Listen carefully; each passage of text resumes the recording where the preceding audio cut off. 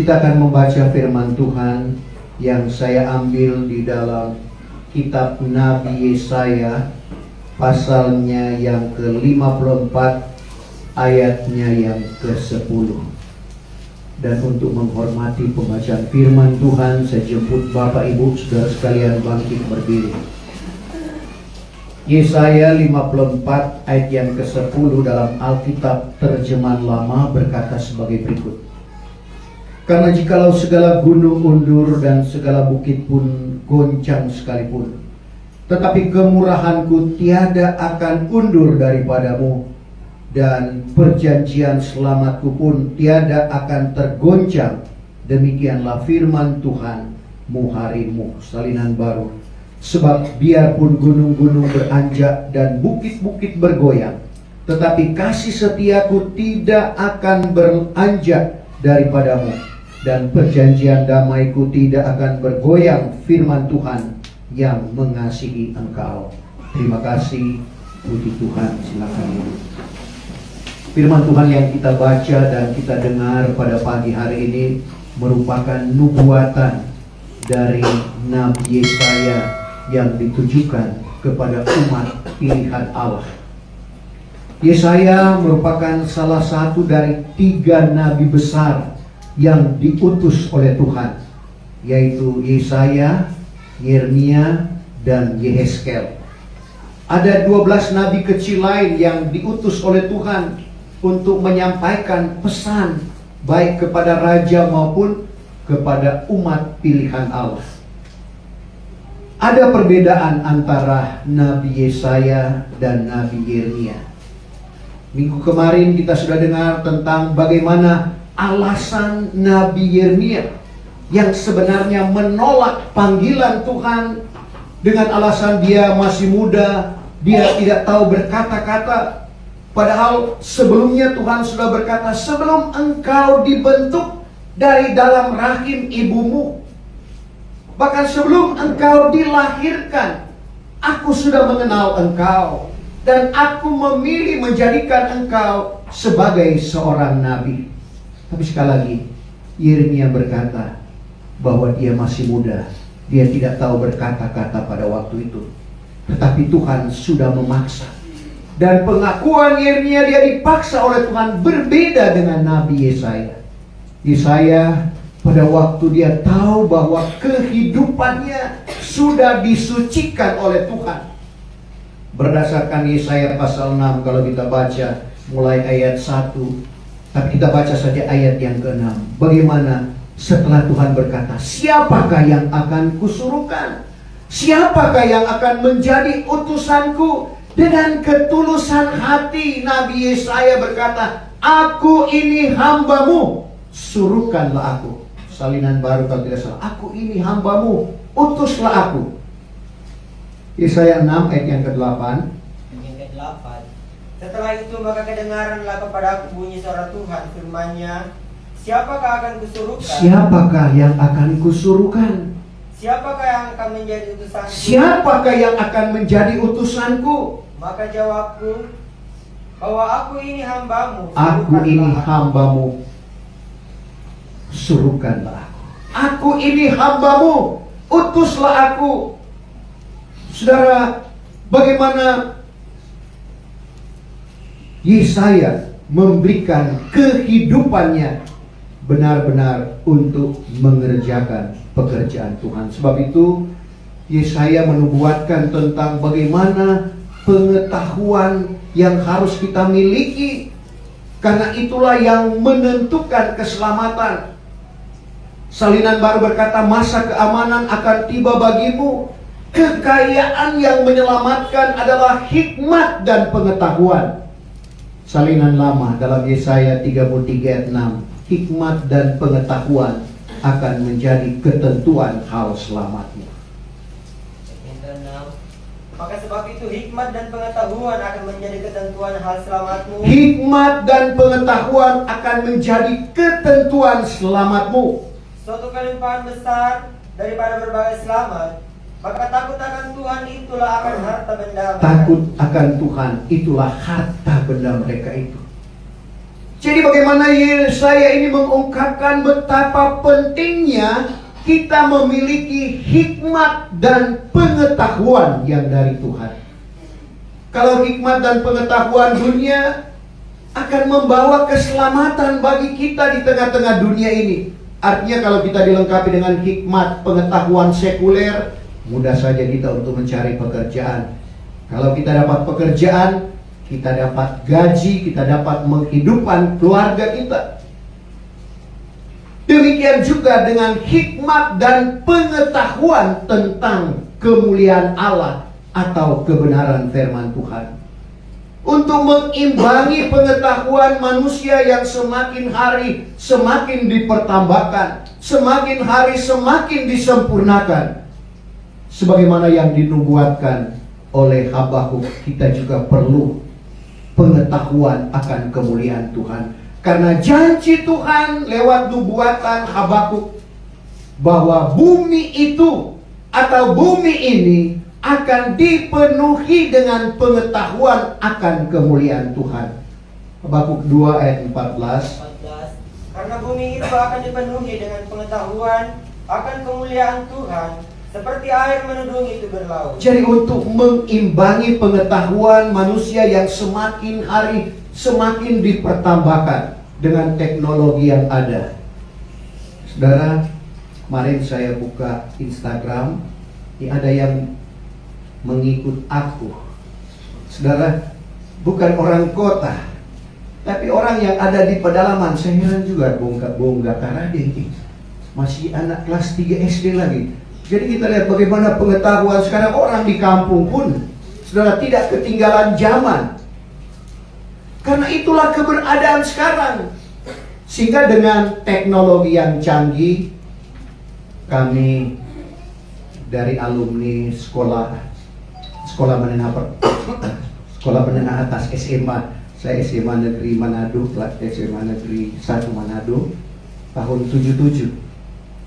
Karena waktu itu kami kelas 1 kena perpindahan tahun ajaran.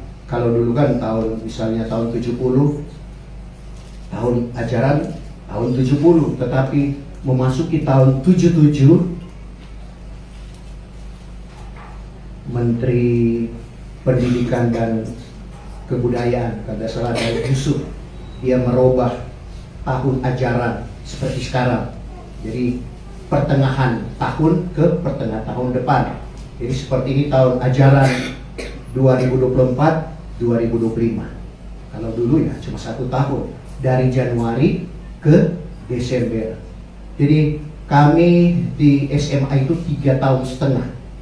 Jadi yang alami itu, kecuali yang lahir di atas tahun 80 tentunya tidak mengalami akan hal itu. Kami yang sudah tidak muda ini, dan dengan pengetahuan yang ada, kami memang di IPA 2 kompak.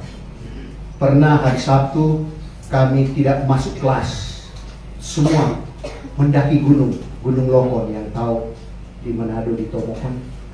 Tinggal 1, 2, 3 orang yang memang dengar-dengaran betul mereka ke sekolah. Tapi yang 37 itu termasuk saya, camping ke Gunung Lokon. Tapi tidak dihukum karena kompak. Tapi sampai sekarang juga kami kompak, Bapak Ibu Saudara. Masih ada arisan tiap bulan, biar hanya 100.000. Saudara, itu 40 tahun lalu. Apa yang menyebabkan sehingga masih ada? Karena pengetahuan manusia. Dengan adanya Facebook, Instagram, WA, saudara, gampang mau transfer, gampang. Karena pengetahuan semakin hari semakin dipertambahkan. Nah, demikian juga dengan pengetahuan kebenaran firman Tuhan. Kalau pengetahuan manusia semakin disempurnakan, mari kita berusaha juga supaya pengetahuan kita tentang kebenaran firman Tuhan, meskipun mungkin kita bodoh dalam pengetahuan sekuler, tapi disinilah keadilan Tuhan. Tuhan tidak menilik rupa orang. Roma 2 ayat yang ke-11. Tuhan tidak memandang bulu. Engkau pandai, engkau bodoh, engkau kuat, engkau lemah, engkau kaya, engkau miskin, engkau tua, engkau muda, sama pada pemandangan Tuhan. Sebab itu saya syukuri engkau yang semangatnya. Meskipun bukan saya yang memberikan penilaiannya jelek, saya tidak tahu guru mana ya menilai dia jelek. Tapi itu tidak menentukan Bapak Ibu Saudara. Karena ada orang 10-10 dalam pelajaran di kelas, tapi tidak berhasil dalam pelayanan. Bukan itu yang menentukan.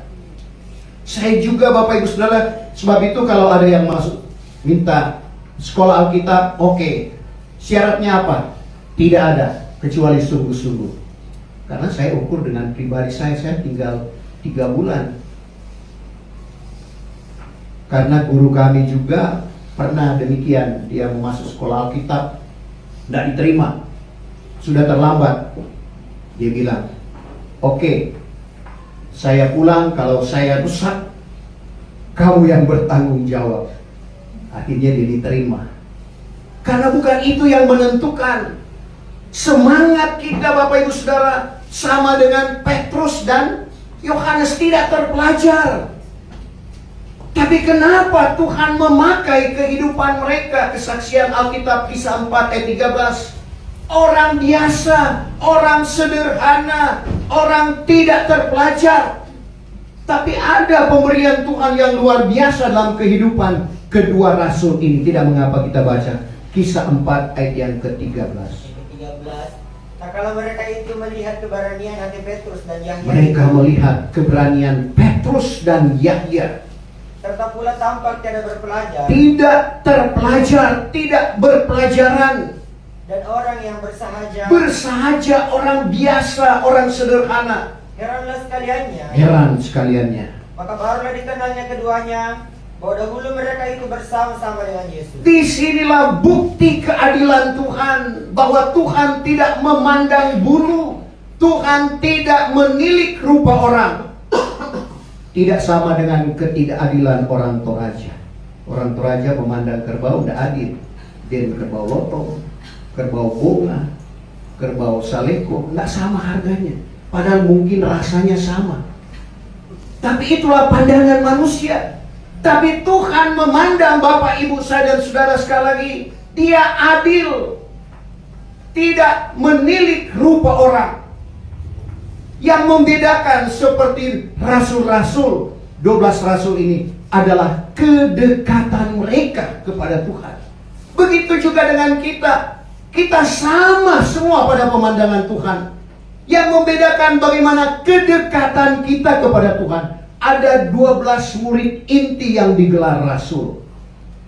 Tapi ada 3 rasul yang dekat dengan Tuhan. Sebab itu dalam Matius 17 tidak semua murid yang diajar oleh Tuhan untuk mendaki. Karena waktu itu Tuhan ajak bukan melihat negeri di atas gunung, tetapi Tuhan ajak mereka untuk mendaki, untuk mengadakan pergumulan, doa dan puasa. Siapakah mereka? Petrus, Yakobus dan Yohanes. Tuhan tahu. Dan apa yang terjadi Bapak Ibu Saudara? Mereka yang diajak oleh Tuhan melihat kemuliaan Tuhan. Di mana mereka melihat bahwa Musa dan Elia sementara bercakap-cakap dengan Tuhan. Sehingga mereka menawarkan, Tuhan, bolehkah kami membuat 3 pondok di tempat ini? 1 untuk Tuhan, 1 untuk Musa, dan 1 untuk Elia. Karena kedekatan rasul ini, sehingga pada waktu Tuhan mengajak mereka, sekali lagi mereka melihat kemuliaan Tuhan. Sementara murid-murid yang tidak bersama-sama dengan Tuhan waktu itu menghadapi pergumulan. Mereka diperhadapkan dengan seorang yang gila babi. Doakan tidak sembuh. Lalu Tuhan katakan, sejenis ini hanya melalui doa dan puasa. Ketiga rasul ini tentunya rela berkorban. Mereka ikut Tuhan untuk berpuasa. Dan mereka melihat akan kemuliaan Tuhan. Untuk itu Bapak Ibu Saudara, firman Tuhan yang kita baca pada saat ini. Karena jikalau segala gunung undur dan segala bukit pun bergoncang sekalipun, tetapi kemurahanku tiada akan undur daripadamu. Sebab biarpun gunung-gunung beranjak, bukit-bukit bergoyang, tetapi kasih setiaku tidak akan beranjak daripadamu. Meskipun kita menghadapi pergumulan Bapak Ibu Saudara, kasih setia Tuhan tidak akan meninggalkan kita. Kadangkala Tuhan bawa pergumulan kita sampai pada titik yang paling terendah. Dan ini yang dialami oleh Paulus. Bagaimana dia dibawa sampai pada kelemahan, sehingga dia tidak dapat berbuat apa-apa. Dan disitulah dia merasa bahwa hanya dengan Tuhan berikan kekuatan kepadanya. Sebab itu dia bersyukur. 2 Korintus 12 ayat yang ke-9. 2 Korintus 12 ayat 9. Maka firman-Nya kepadaku, padalah bagimu anugerahku, karena kuasaku disempurnakan di dalam kelemahan. Jadi kita perhatikan bagaimana kuasa Tuhan disempurnakan di dalam kelemahannya. Kadang-kadang sekali lagi Tuhan izinkan kita mungkin dalam perekonomian kita sampai pada titik yang terendah. Mungkin juga kasih sayang suami istri,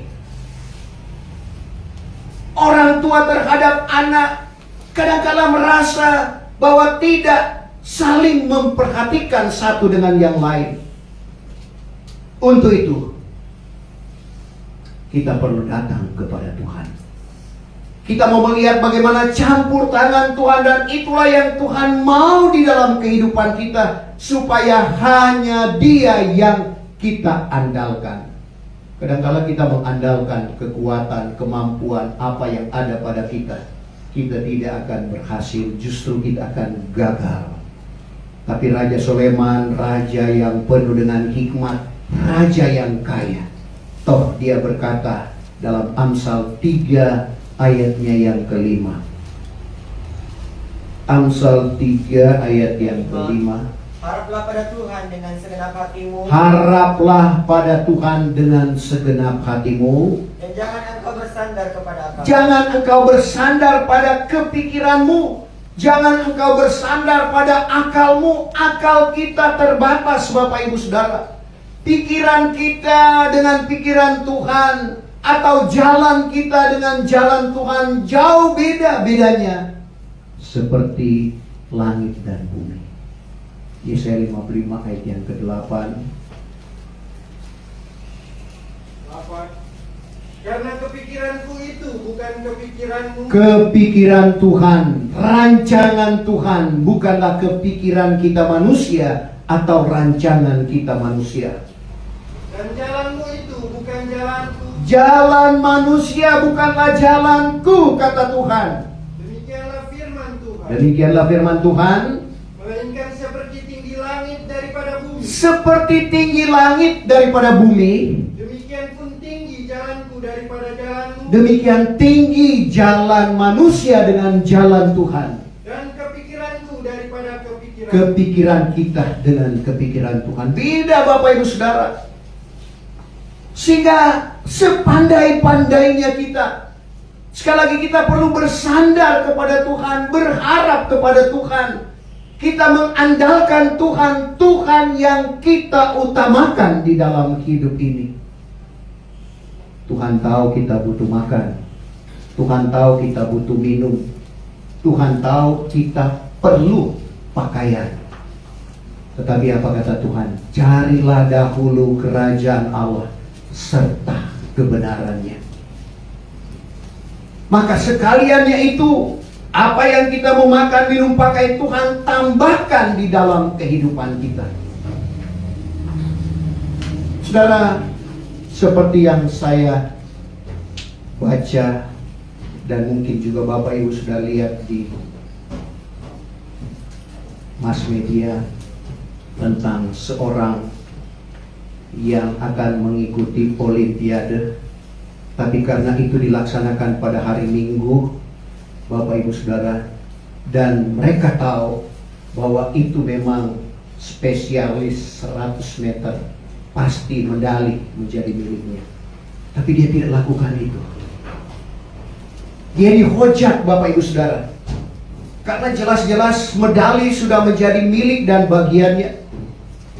Tapi karena dilaksanakan pada hari kebaktian, dia tidak mau lakukan itu.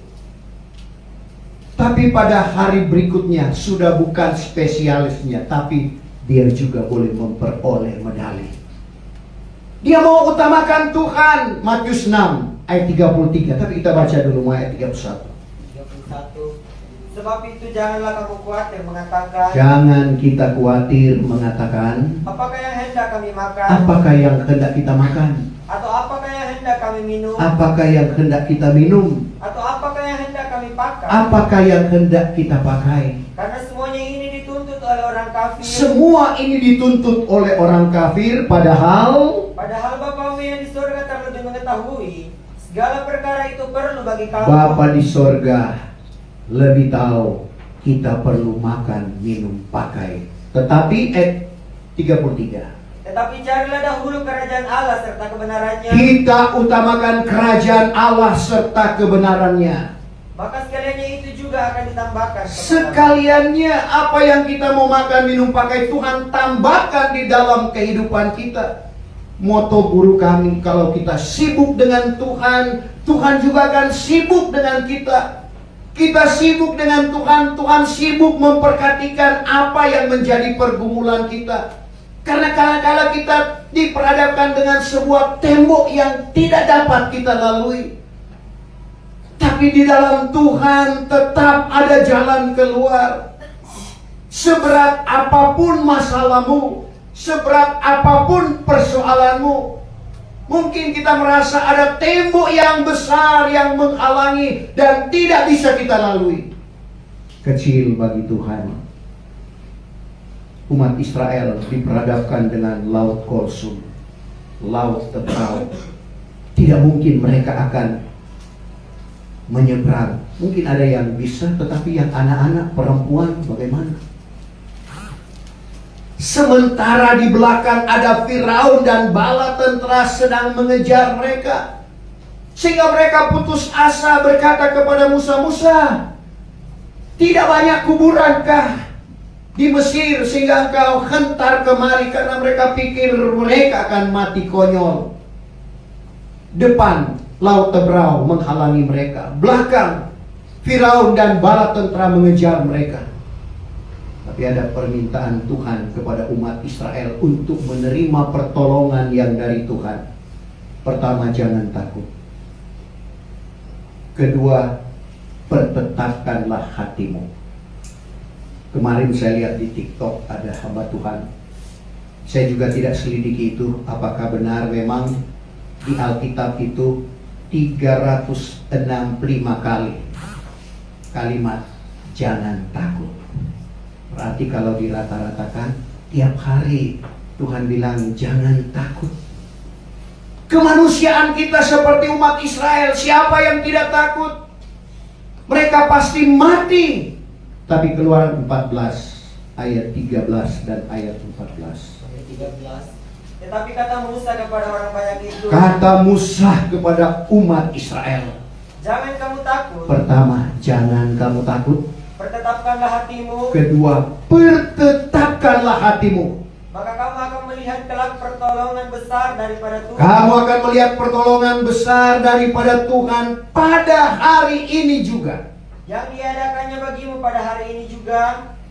Karena adapun segala orang Mesir yang kamu lihat pada hari ini, yaitu tiada kelihatan pula kepadamu sampai selama-lamanya, bahwa Tuhan juga kelak berperang ganti akan Tuhan berperang ganti kamu. Dan kamu ini akan berdiam diri juga. Kamu berdiam diri. Berdiam diri bukan bermasa bodoh. Mari kita mau berdiam diri di kaki Tuhan, dan kita akan lihat bagaimana Tuhan ganti berperang dengan masalah kita. Tuhan ganti berperang dengan persoalan kita. Kalau semua itu ada di dalam Tuhan, pasti beres. Saudara, dua permintaan Tuhan, jangan takut. Karena keterbatasan kita manusia kadangkala dan banyak kali kita diperhadapkan dengan ketakutan. Pertetapkanlah hatimu, artinya tidak bimbang. Kalau tetap berarti tidak bimbang. Karena kalau orang bimbang, jangan harap untuk mendapatkan sesuatu dari Tuhan. Yakobus 1 ayat 6 dan ayat yang ke-7. Yang ke-6, tetapi biarlah ia memohonkan dengan iman. Memohon dengan iman. Dengan tidak bimbang. Dengan tidak bimbang. Karena orang yang bimbang itu seumpama ombak laut yang ditiup angin terhantar ke sana kemari.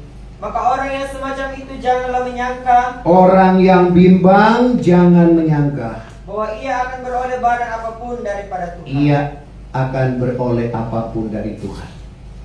Jadi Tuhan ingatkan lewat perjalanan umat Israel waktu mereka berada di Laut Kulsum dan datang kepada Bapak, Ibu, saya dan saudara untuk melihat pertolongan Allah yang besar di dalam kehidupan kita. Jangan takut. Pertetapkanlah hatimu. Menghadapi situasi dunia, saudara, tanggal 10 kemarin neraka kecil di Los Angeles. Tapi ada, saya lihat tadi, rumah terbakar sementara gereja berdiri tegak. Kapan saja itu terjadi di dalam kehidupan kita. Tapi ternyata tanggal 3 ada seorang yang bernubuat. Dia di jalan, saudara, menyampaikan pesan bahwa akan terjadi sesuatu. Tetapi umat Tuhan tidak mau dengar. Jadi kita lihat bagaimana kenyataan nubuat firman Tuhan. Karena sebelum sesuatu terjadi, Tuhan pasti sampaikan kepada nabinya atau hambanya. Amos 3 ayat 7.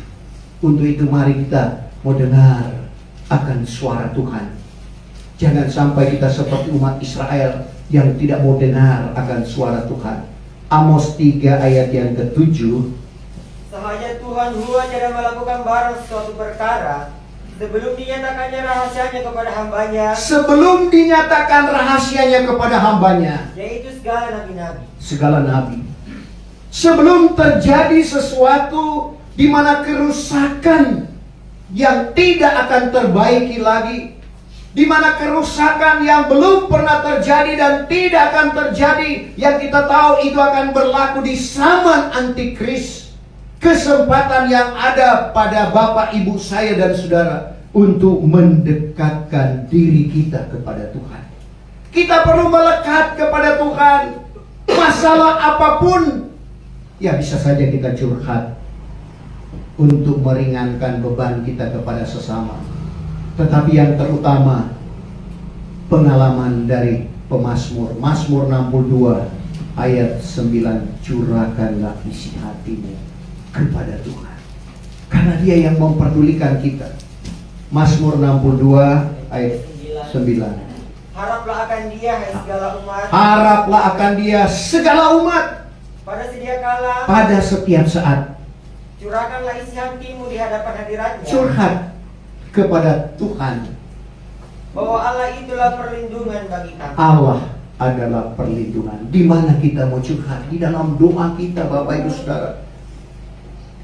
Kadang-kala kita tidak tahu juga untuk mengungkapkan dengan kalimat yang kita tidak mengerti akan persoalan yang harus kita sampaikan kepada Tuhan. Inilah fungsi Roh Kudus yang Tuhan anugerahkan di dalam kehidupan kita.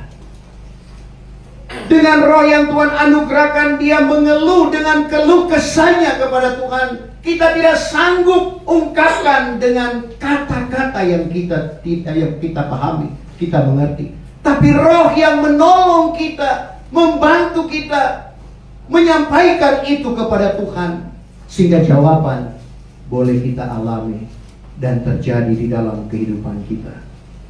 Karena jikalau segala gunung undur, segala bukit pun goncang sekalipun, tetapi kemurahanku tiada akan undur daripadamu, dan perjanjian selamatku pun tiada akan tergoncang. Demikianlah firman Tuhanmu harimu. Seperti yang dinubuatkan juga oleh Habakuk. Dalam keadaan seperti yang saya katakan tadi, di dalam titik yang terendah, di mana mungkin kita tidak mengalami berkat. Saudara, tidak ada apa-apa. Tapi apa yang dikatakan oleh Habakuk dalam Habakuk pasal yang ketiga ayat yang ke-17.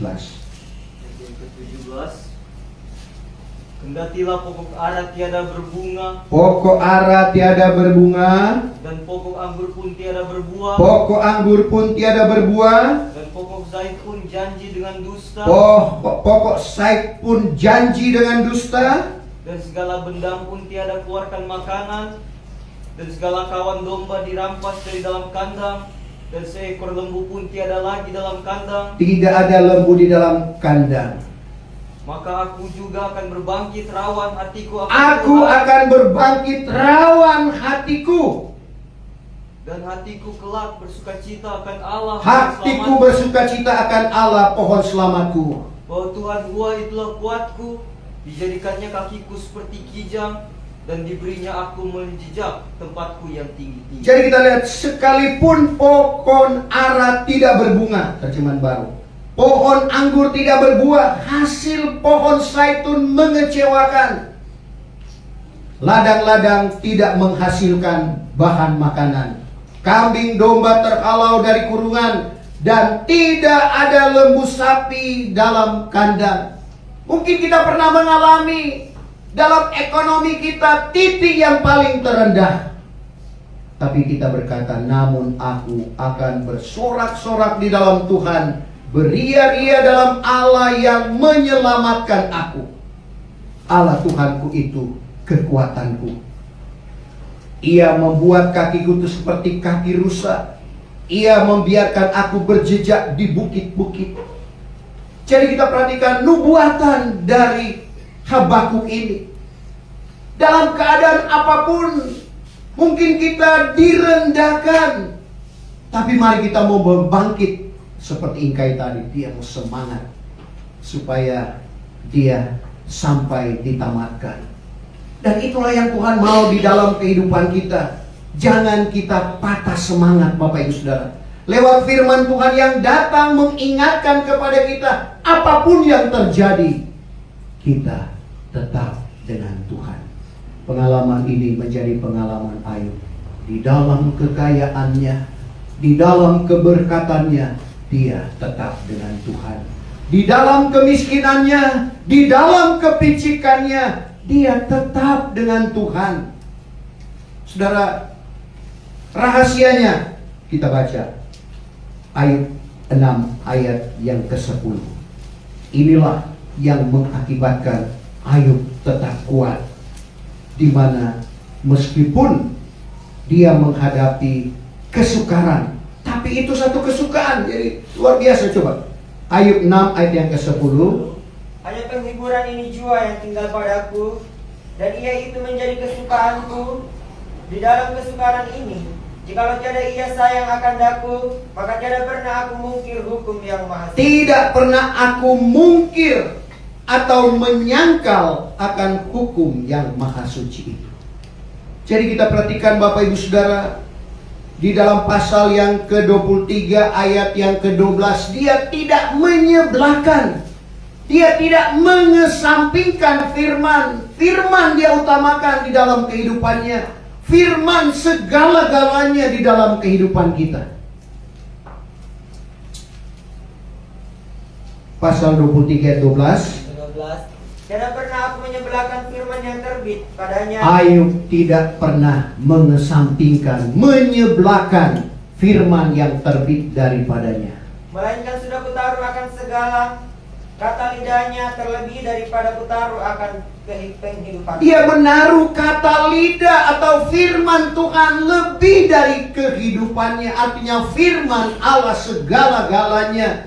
Karena firman Allah itu tidak lain adalah Tuhan. Pada mulanya adalah firman, Yohanes 1 ayat 1.